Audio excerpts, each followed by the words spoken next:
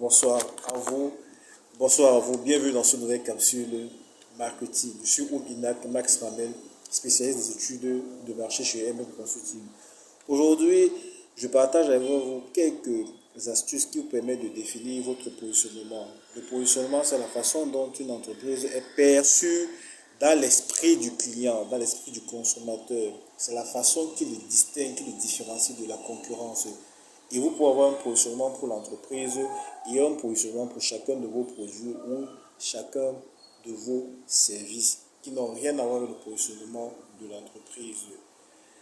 Il y a plusieurs façons d'avoir le positionnement par rapport à votre secteur d'activité, par rapport à votre vision, par rapport à votre stratégie, par rapport aux valeurs, par rapport aux attentes, par rapport également à ce qui se passe chez les concurrents en termes de veille concurrentielle. Vous pouvez décider par exemple de vous positionner comme une entreprise qui a les produits les moins chers mais de très bonne qualité.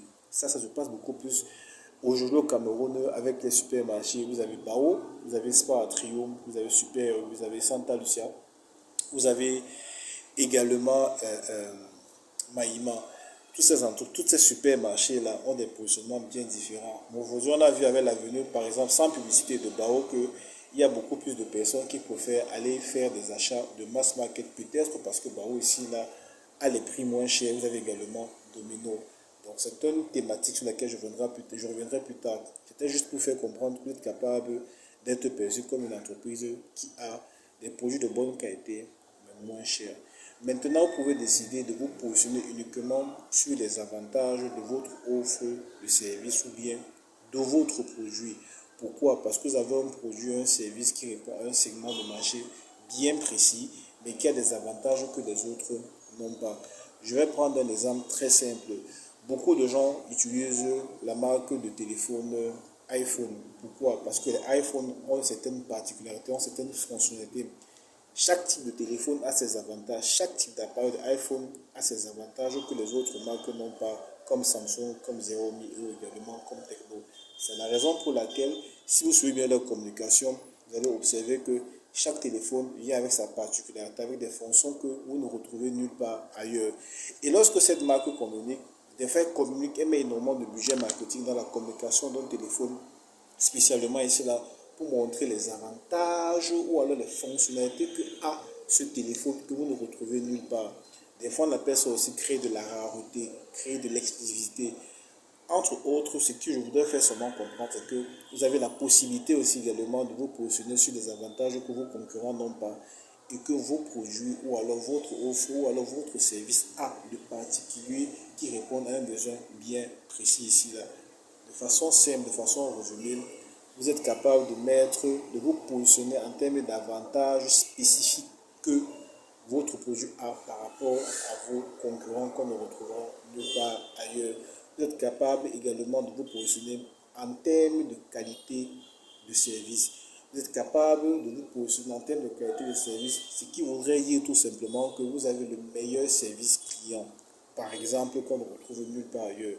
Vous avez le meilleur service après-vente. C'est aussi une façon de se positionner. Parce que une fois qu'un client est entré en contact avec une entreprise, soit via les réseaux sociaux, via l'aspect digital, ou alors venu sur un point de vente, vous êtes capable de vous positionner comme une entreprise qui a le meilleur service qualité. Ça voudrait dire que lorsqu'on parle de la qualité de service, vous êtes irréprochable, peut-être par rapport à vos concurrents, peut-être par rapport à d'autres personnes qui veulent entrer sur le marché.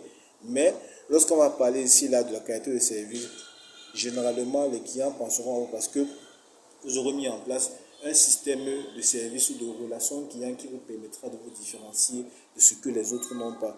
Généralement, lorsqu'on parle ici là de la qualité de service, ça commence par la prise d'informations que la personne a eue. C'est-à-dire que la personne a eu un besoin, a cherché des informations, vous a contacté, elle vient dans votre agence ou dans votre boutique ou dans votre entreprise pour solliciter le service. La personne a été satisfaite. Ça veut dire que vous avez pris le temps de l'écouter, de reformuler son besoin, de lui proposer exactement le produit, le service dont il a besoin. Vous avez fait également ce qu'on appelle un suivi client pour vous rassurer si la personne est réellement satisfaite, n'a pas d'autres problèmes. Donc, voilà également une troisième façon de vous positionner ici lorsqu'on parle de la qualité de service. Et la qualité de service peut également se répercuter. Vous pouvez également mettre ça en pratique sur la qualité de votre produit qu'on ne retrouvera nulle part. Si vous êtes une entreprise, par exemple, qui importe des pièces pour pouvoir fabriquer des téléphones au Cameroun, vous pouvez décider de mettre l'accent sur la qualité des pièces que vous importez pour pouvoir offrir aux consommateurs camerounais ou alors au marché local et international des marques de téléphone vraiment sans égal qui vont satisfaire toujours un segment de marché. Dans l'esprit du consommateur, dans l'esprit du client, ici, là, vous serez perçu comme une entreprise qui met l'accent sur la qualité de service. Et quand on parle de la qualité des services, j'ai évoqué la prise d'informations, l'achat, le suivi après-vente et la fidélisation, tout simplement. Le quatrième type de positionnement que vous pouvez avoir, ça peut être sur des aspects d'exclusivité, de rareté. Pourquoi? Parce que vous avez une offre de produits qui répond à peut-être une classe élitistes ici, là, haut de gamme, ou des personnes qui ont un pouvoir d'achat suffisamment élevé, qui peuvent se permettre d'acheter votre produit, peut-être parce que ici, là, il veut se sentir différent, il veut se sentir à part, il veut se sentir traité comme nulle part ailleurs.